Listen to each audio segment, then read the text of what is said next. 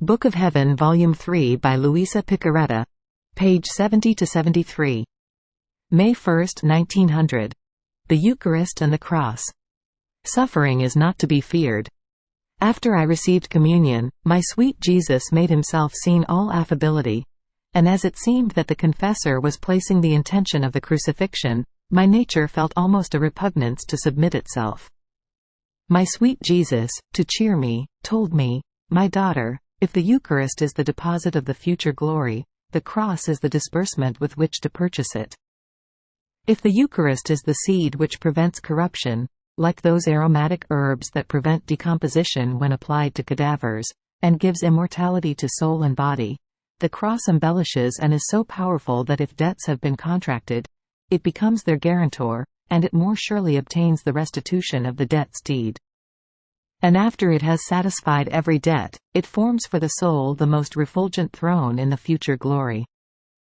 Ah, yes, the cross and the Eucharist alternate, and one operates more powerfully than the other. Then he added, "The cross is my flowery bed, not because I did not suffer harrowing spasms, but because by means of the cross I delivered many souls to grace, and I could see many beautiful flowers bloom, which would produce many celestial fruits. So, in seeing so much good, I held that bed of suffering as my delight, and I delighted in the cross and in suffering. You too, my daughter, take pains as delights, and delight in being crucified on my cross."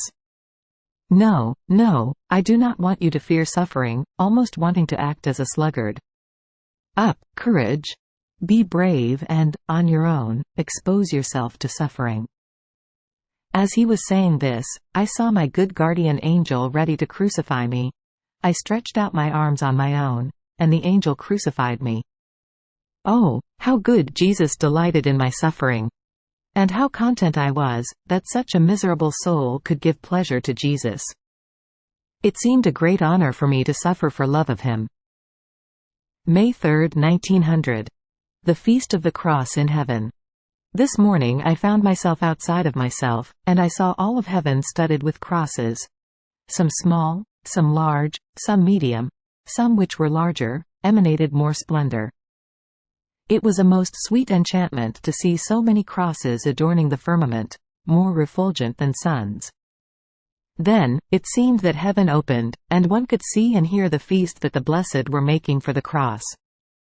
Those who had suffered more were celebrated more on this day. One could distinguish in a special way the martyrs and those who had suffered in a hidden way. Oh, in that blessed dwelling, how esteemed were the cross and those who had suffered more! As I was seeing this, a voice resounded throughout the whole of heaven, saying, "If the Lord did not send the crosses upon the earth, he would be like a father who has no love for his own children, who wants to see them poor and dishonored, instead of honored and rich." The rest that I saw during this feast I have no words to describe. I can feel it within me, but I am unable to express it, so I remain silent. May 9, 1900. Luisa sees the mystery of the Most Holy Trinity in the form of three sons. After I had gone through days not only of privation, but also of disturbance, this morning, as I was yet more disturbed about my miserable state, adorable Jesus, on coming, told me, "By being restless, you have disturbed my sweet rest."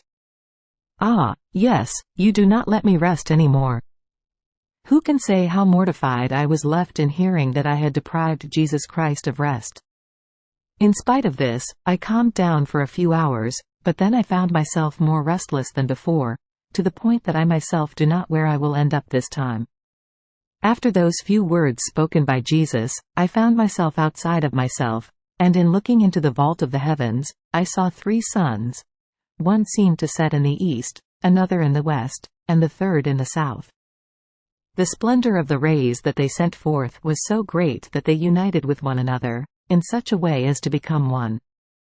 I seemed to see the mystery of the Most Holy Trinity, and man, formed with the three powers in its image. I also understood that for one who stayed in that light, his will would be transformed in the Father, his intellect in the Son, his memory in the Holy Spirit. How many things I understood! But I am unable to manifest them. May 13, 1900. The weight of the privation of Jesus. I continue in the same state, and maybe even worse, though I do as much as I can to remain peaceful, without getting disturbed, because so obedience wants. But in spite of this, I do not cease to feel the weight of the abandonment that presses upon me and reaches the point of crushing me. Oh, God, what state is this? Tell me at least, where have I offended you? What is the cause of it? Ah, Lord, if you want to continue this way, I think I will not be able to endure any more. Then, he made himself seen for just a little, and placing a hand under my chin in the act of compassionating me, told me, "Poor daughter, how you have reduced yourself." And sharing his pains with me, he disappeared like lightning, leaving me more afflicted than before, as if he had not come. Or rather, I feel as if he had not come for a long time, and I feel such affliction, that though I live, my living is a continuous agonizing.